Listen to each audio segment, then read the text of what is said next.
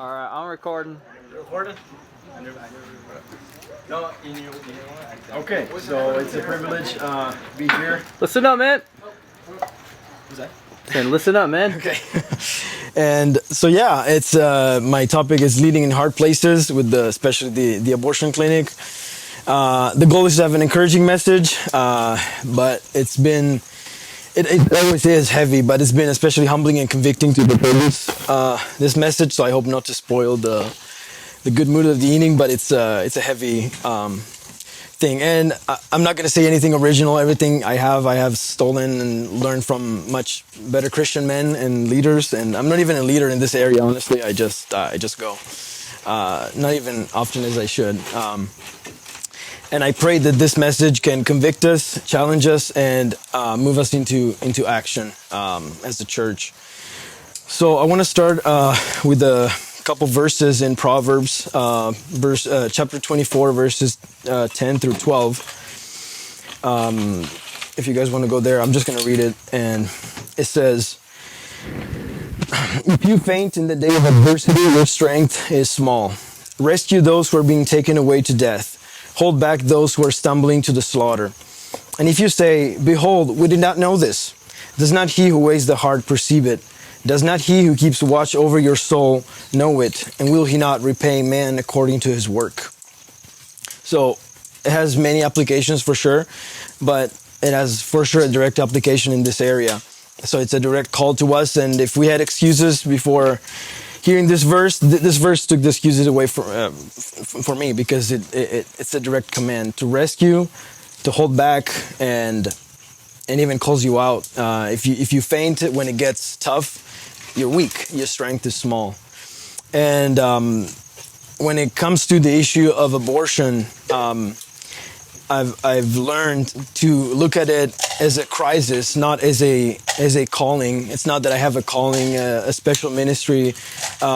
It's a crisis on a scale that is even hard to comprehend. A real modern day Holocaust. I don't know if you guys know the numbers, but we're talking about between 2,000 and 3,000 babies a day in our country that die. And this is always challenging because I don't think that we truly believe it. I don't know if I truly believe it. I think we have to confess that we're all hypocrites. Even now, I don't feel the weight of it enough. I'm not sensitive enough. I'm not broken enough about it. And we have sometimes some pious excuses, I think. I certainly had them. Saturdays that I could go, and I don't, just because I'm tired from the week. I want to sleep in. And so, yeah, I think that, first of all, we need to start with our personal repentance, as it has been said. We need to confess this, that it's really not real to us as it should be. But it is the duty of the church to put this to death. Christ is doing this through us, and no one else is going to do it. And there's definitely a risk of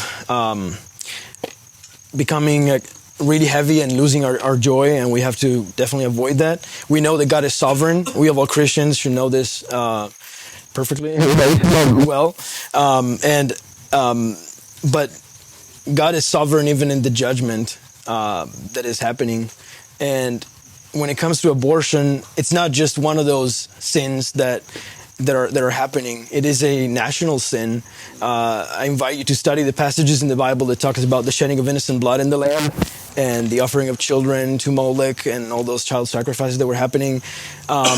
It is the shedding of innocent blood that brings judgment upon the land. There's a few passages that are key in this. There's in Leviticus 18 and 20. I'm not going to read them because it would take too much time, but there's these passages where God says, you're not going to do the things that the nations that I'm casting away before you, and I'm using you to judge them. You're not going to do those things because of the things they did, the land vomited them out. And if you do those things, the land is going to vomit you out. So it's an issue that goes beyond the personal sin. It is a responsibility as a nation. Or there's also Isaiah chapter 1. I invite you to read it, where God is pronouncing an indictment against his own people. And it says, don't even bring your worship. Don't bring your prayers. Don't approach me. I don't want your worship because you approached me with blood on your hands. And it says, learn to do good, stop doing evil, establish justice, defend the cause of the fatherless, the cause of the widow, of the weak. And so I think we can definitely rejoice and see a lot of light that has been proclaimed in these days after Charlie Kirk. But I'm constantly convicted about the fact that there cannot be a true revival without repentance and establishment of justice as a nation, because it would be like those false prophets that Jeremiah talks about that were preaching peace, when there is no peace because the injustice is continuing. So it's an issue of shedding of innocent blood and of there's no justice for those preborn babies because they're not considered as people as they are. And where it connects to our leadership as men is the principle that God works through headship. We've seen this in the family, it works in the church, and it works on a national scale. The way that the men go, the nation is going to go. And we see a lot of broken and passive males at the abortion clinic. It's telling. You get often the answer of oh, it's up to her, it's her choice, and even just last time there was this girl that was protesting with a transgender flag, and she said to us, oh, you're just a bunch of men, you don't even have a uterus, why would you say something about this, you don't have a right. And I don't think that we would have a problem necessarily answering that, because it is really a useless argument, because it has nothing to do with gender. It's men standing up to defend those that cannot defend themselves. But I think it's been hammered into our heads for so long that the passivity and brokenness that we see comes from that, from men that do not take responsibility. So I thought about talking about. I've already mentioned about why we have to go. It's very simple because the greatest commandment is to love God and to love our neighbors, and we love God by our obedience, and He explicitly commands us to rescue those who are being taken away to the slaughter, and to love neighbor. Those little babies are our neighbors, and they are the one that they're the easiest to love because everybody loves babies, almost everybody, but right. But they're also the easiest to forget about because we don't see them. They're hidden in the womb where God is forming them.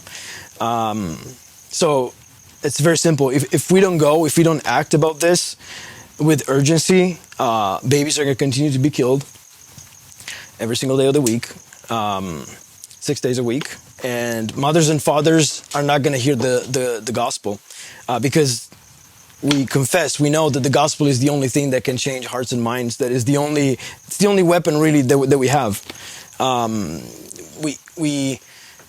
It's not going to be fixed with politics. It's not going to be fixed with laws because it's an issue of the heart. It's an issue of sin. And when I think about what happens if we don't go, I always dread the day where we're going to face Jesus and He's going to say to us what He said to the leaders that He was condemning in His time. He said, did you not read what God spoke to you saying? And then He quoted the Old Testament. So Jesus is going to face you and I and is going to say, did you not read what I spoke to you saying, rescue those who are being taken away to the slaughter? And if you say you don't know, I know that you knew. So we have to go, but how do we go? We have to go. We have to be humble and bold. We go being humble. It is very humbling to go there because you feel the weight of your unworthiness and your not being.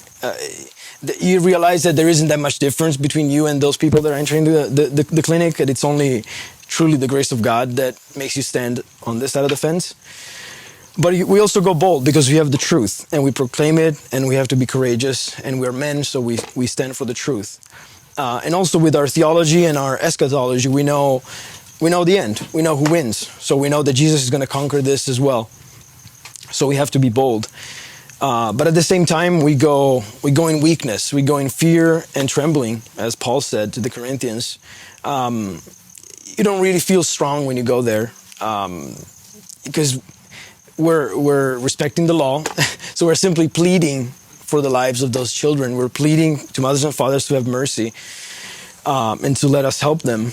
And 99% of the time, there's no response, and that's the hardest thing, to not even have a response. You see they've been given over to the point, and I thought about this a lot at the beginning, at least. I was like, why? Because these are babies, like they haven't done anything, because, and I thought, why would God truly allow this to continue on this scale? And then I realized that even this happening is the judgment, that God would blind the hearts and minds of mothers and fathers to the point that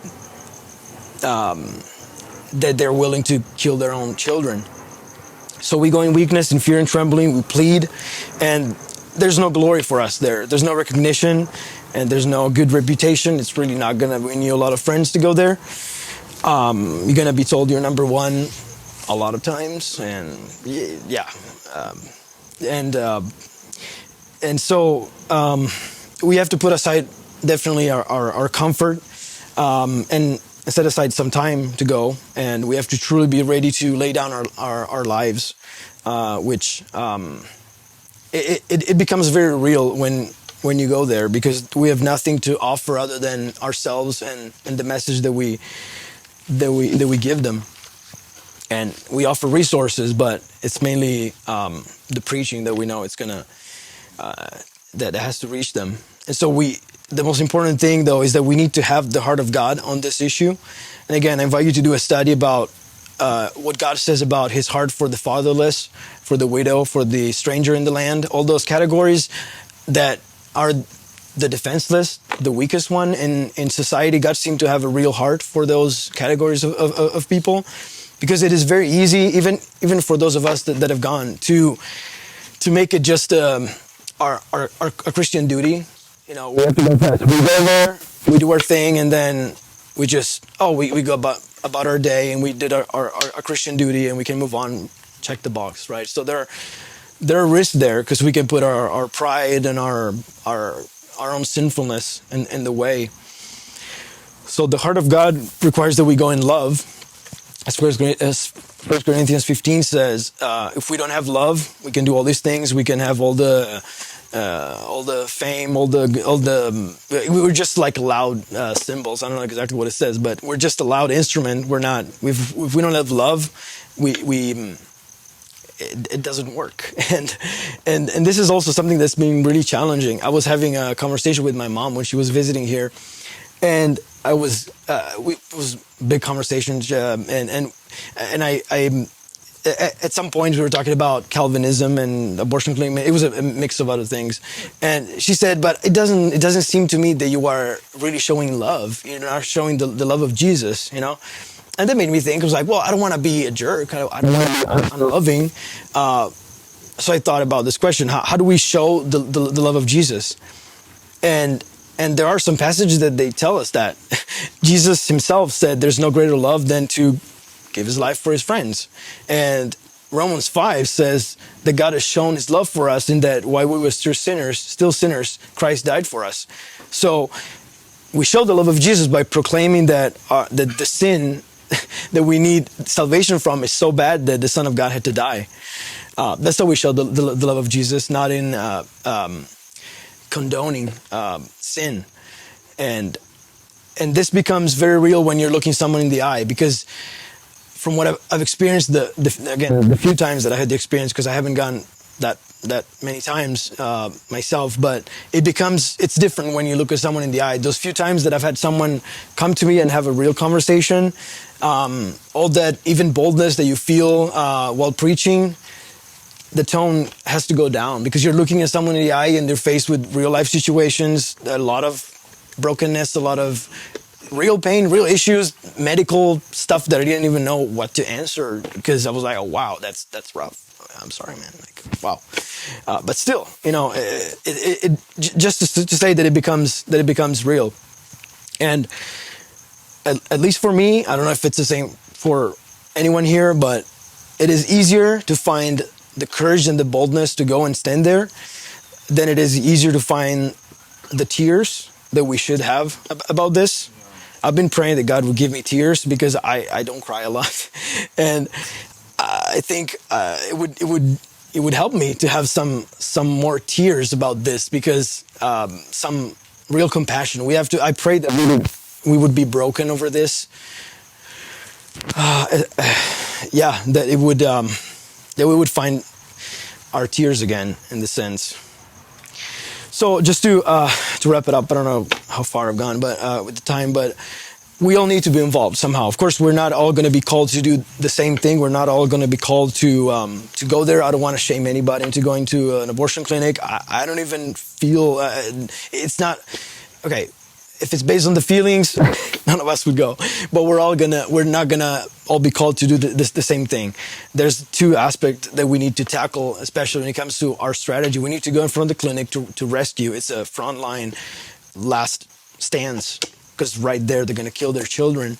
And then we have to have a prophetic voice that we're called to have as men to the culture and to the magistrates, to the people in power that have the power to put laws into place that can criminalize this. And I would like all of us to embrace this as the issue of our time. There are a lot of issues in our time, but if there's one that is really bringing a lot of bloodshed in our land is this issue, and I pray that it becomes real to us. And it's not a gray area. It's not a gray area because we have an explicit command, and because it is a crisis.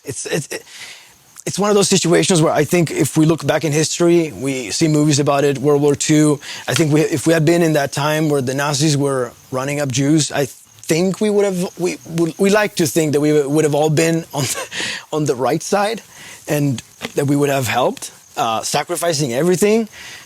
And this is the issue of our time. It's the same thing, except that it's 10 times greater and more, because we don't really even know the numbers. So it is a crisis and we need to tackle it as men. So to conclude, I invite all of us to truly count the cost, because it is going to cost us if we decide to really do this consistently, because it is easy to go one time and then not go. I haven't been consistent because it is hard and I don't like it. We have to count the cost, though, and I always ask myself these two questions: am I afraid to die, and am I afraid to lose everything? And that includes everything: reputation, stuff, friends. Are we afraid to die? Are we afraid to lose everything? Because I think that we're all very comfortable here. We're blessed, and we have to almost go look for chances to be uncomfortable, because we could just coast through our life without really facing much resistance and risk. But this ministry, this outreach is not going to last if our heart is not in this. And again, I'm convicted constantly, because I always doubt that my heart truly is in this. And it's not going to last if we haven't fully embraced that the gospel of Jesus Christ is worth suffering for and risking everything for. It's just not going to last. It's just going to be, we're going to be fakes. So I want to end, I apologize if it's been heavy, but I just want to end with an encouragement that's been encouraging for me. I don't know if you guys are familiar with the story of John Quincy Adams. John Quincy Adams hammered Congress for, I think, 17 years to abolish slavery, and he died before seeing results. So 17 years, every single day, that was the issue that he would bring up, and he died many years before it was outlawed. And so the quote that's famous is, "Duty is ours, results are God's." So we go because we have to go. And even if we are to see 0 results in our lifetime, we still have to be faithful. Because it's not going to be, I pray constantly about this when we go to see. I want to see the power of God there. I want to see babies saved every time we go. I want to see hearts change on the spot. But it almost never happens. I've never seen it, but I pray that it happens, that we get to see it, because we know that the power is there, and I pray that God allows us to taste it in real time in our lives. So yeah, let's tackle this. Duties are ours, results are God's.